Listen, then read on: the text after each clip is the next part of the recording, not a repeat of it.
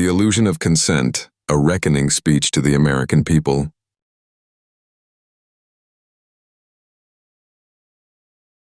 You believe the military wouldn't turn on the people. You believe that if things ever got too far, if power overreached, if tyranny reared its head, that somehow the American soldier would refuse, that he'd side with the people, that he'd defend the Constitution. Let me explain something to you. That's a lie.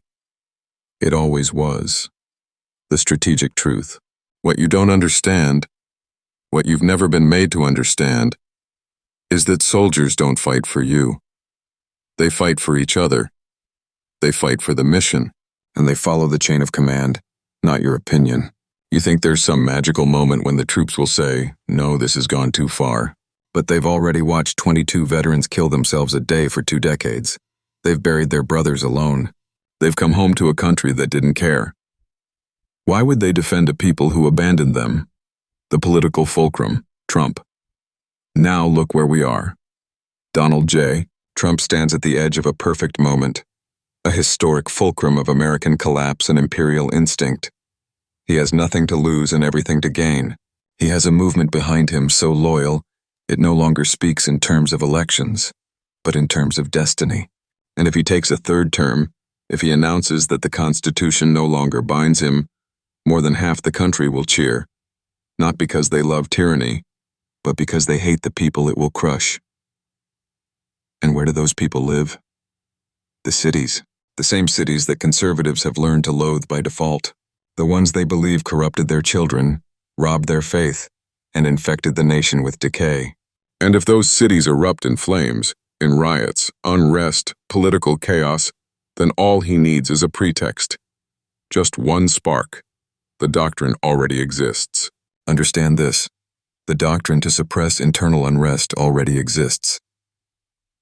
Domestic terrorism designations, continuity of government protocols, urban isolation doctrine, counterinsurgency TTPs, rewritten for domestic application.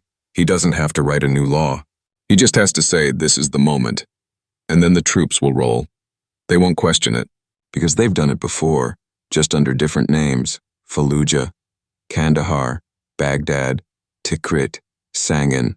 The only thing different now will be the flags and the street signs. The American delusion. You still think this is your country. You think the Constitution matters because you still believe it was written to protect you. But power doesn't care about parchment, and authority doesn't ask permission.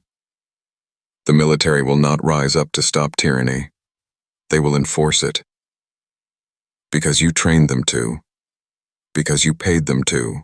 Because you fed them into the fires of war for 20 years and forgot their names when they came home, closing. So when it happens, when the man at the top decides that the law no longer restrains him, don't act surprised, because it won't be the Constitution that stops him, and it won't be the military that saves you. It will be silence, followed by boots, followed by the sound of order restored by those who were never yours to begin with.